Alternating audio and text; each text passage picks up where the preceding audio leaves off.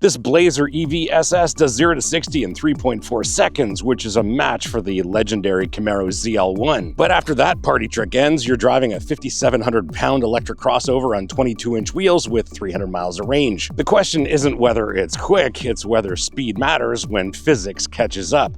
What's it like? Buckle up, my friends. Let's go for a drive.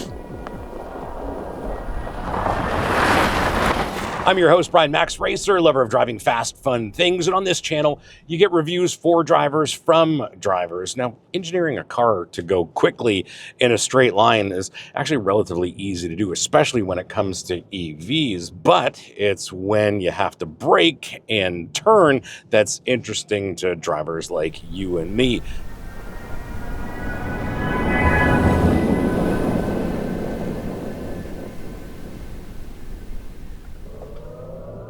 Yeah, that 0 to 60 time of 3.4 is legit. And I think that is the big party trick of this Blazer SS. It will do it all the time. Obviously, if the road surface is sticky enough, it'll do 0 to 60 in 3.5 seconds all day long for anyone. There's no special trick to it. It simply does it, and it is amazing. But no surprise, when you're in the wide open watts mode, you're getting a ton of power and ton of torque. That's 615 horsepower and 650 pounds of torque with launch control that manages all the traction, and this thing puts down all of its power and all of its torque with the same urgency as a supercar. And that initial hit is properly quick. It's the kind of thing that makes your passengers grab for their door handles. And that drama lasts as long as you're willing to stand on the accelerator.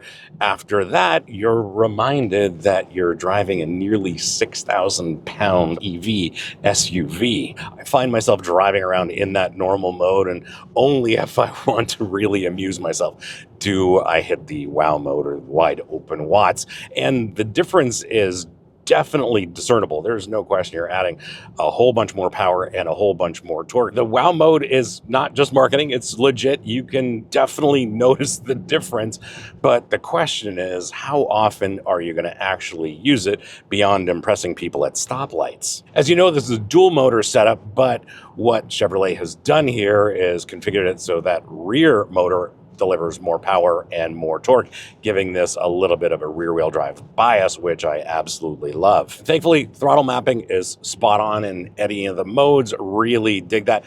The one-pedal driving has 2 different modes. I generally run it on high when I'm driving alone. When I have passengers, well, I soften that up a little bit. This is definitely one of the better one-pedal driving setups. Traction management is incredible in the dry, no trouble putting down power, but when we're on snow, we are limited by this all-season tire. And based on my experience, I did get this stuck very innocently, and I don't think I would have had this been on winter tires. So if you have one of these and live in a climate where you do experience some winter, well, winter tires are absolutely mandatory as far as I'm concerned. I've been thinking about this. Chevrolet's built a 5-passenger EV crossover that does 0 to 60 in 3.4 seconds. And that raises the question, who out there is driving their kids to school and also needs to smoke BMW M3s at traffic lights? If you want to support the channel beyond just watching, well, the merch store is open, and your support means more time producing fun episodes like this and less time worrying about manufacturer blacklists. No pressure, just an option.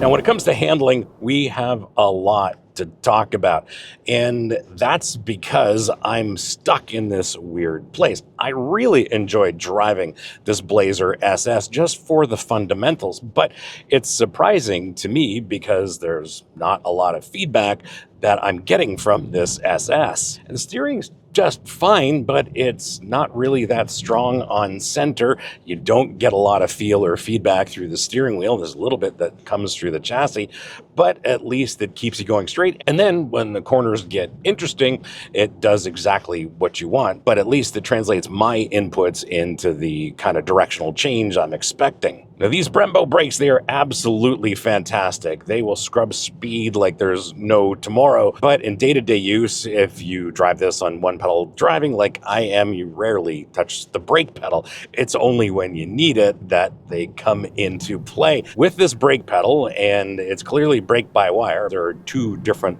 levels of pedal feel. There's a normal and a sport, I guess. And there's not a lot of feel that comes through that brake pedal. Again, it's just like the steering. The amount of pedal effort definitely translates into the amount of braking I'm looking for, but there's just not a lot of feedback that comes through that brake pedal. We have conventional dampers and not adaptive dampers. What you have here is a firmer ride that you would expect of something with an SS badge. Body and wheel control is fantastic, and these dampers do a great job of handling weight transfer without any drama, but every once in a while, that 5,700 pounds rears its ugly head. And what happens in low grip conditions is the mass and the momentum take over and can overwhelm the tire's level of grip. And I've discovered that more than once. Plus, if you want to have some fun with this, well, turns out there is always a nanny on board with you. Drive modes. Z mode. Yes, we want to turn competitive mode on. Electronic stability control will be reduced for optimum vehicle performance. Turn on wow mode, and that's it. But we cannot turn off traction and stability, and we have just a little bit of latitude here. It's not bad, but not that much.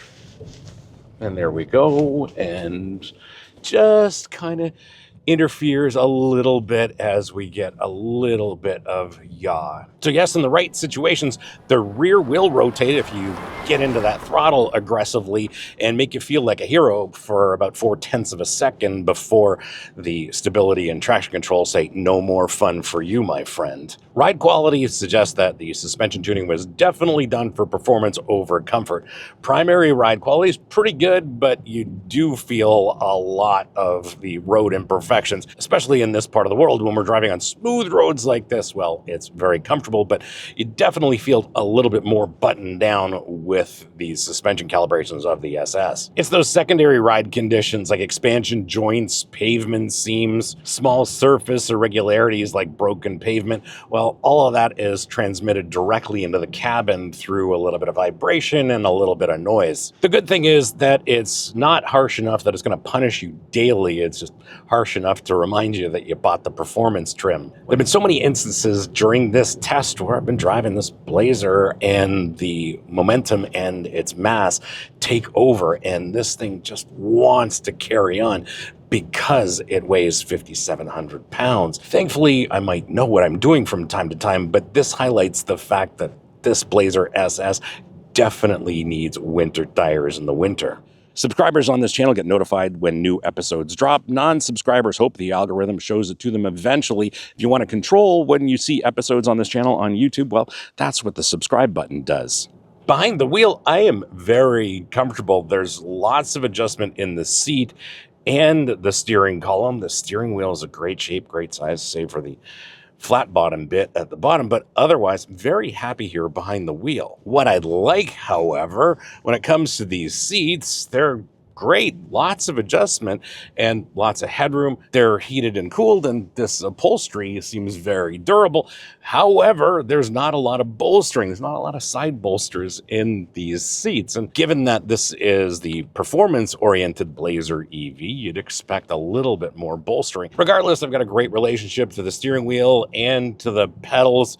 The instrument cluster and the infotainment are two big screens. What I do like about it, even here, right now, these screens are in direct sunlight and they're very legible. This is one of the things that GM knows how to do very well. This instrumentation is configurable to a certain degree, and you can get your full Google navigation map going on this screen, which is very clever, very helpful in those environments that you're not so familiar with. This infotainment system, yeah, there's maybe a little little bit excess complexity to it, but otherwise it's pretty easy to navigate your way through this system. As we discussed, there is no Apple CarPlay, there is no Android Auto. This is the Android Automotive OS running things, and GM has drawn a line in the sand, put a stake in the ground. What they're saying to drivers like us who do enjoy Apple CarPlay or Android Auto is that no, we control the in-car phone experience. Now, if you're asking yourself, why do they do that? Well, because all of your driving behavioral data can be marketed to. Thankfully, the experience with this infotainment system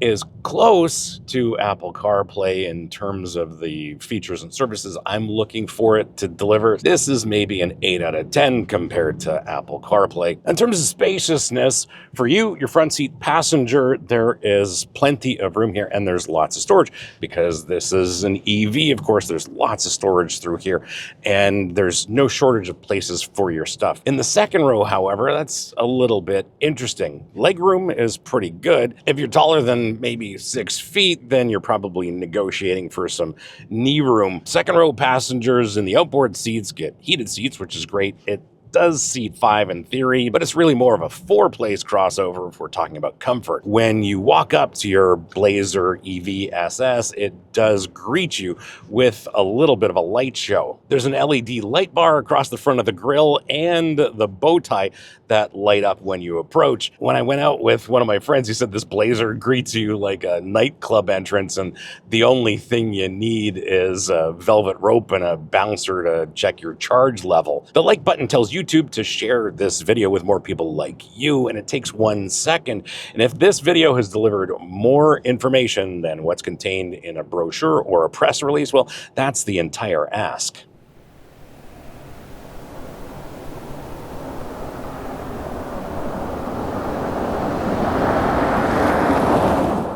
And before you get all excited and run to your Chevrolet dealer and buy a Blazer EV SS, let's look into what owners are saying about their real-world experiences. First, timing matters. Early adopters suffered through some teething problems before the December 2023 stop sale. Post-March 2024 vehicles tell a different story. Most current owners report good or better experiences, though software quirks still exist. Owners say that Google Maps will still restart mid-navigation. Temperature sensors can read 27 degrees when it's actually more like 50. Owners love the performance, however. That 3.40 to 60 time is real and repeatable, but on the skid pad it tells a different story. It'll pull 0.85 Gs apparently, which puts it in family sedan territory, not performance crossover territory. The Ioniq 5N, for example, will pull 0.96 G. A lot of that does come down to the tire, and Chevy admits this is a backroad bomber, not a track weapon. Owners say that the fast charging window runs from 8 to 65% stated charge, and beyond that, you're waiting. Owners also report that rattles develop in the headliner, B-pillar, and door panels frequently,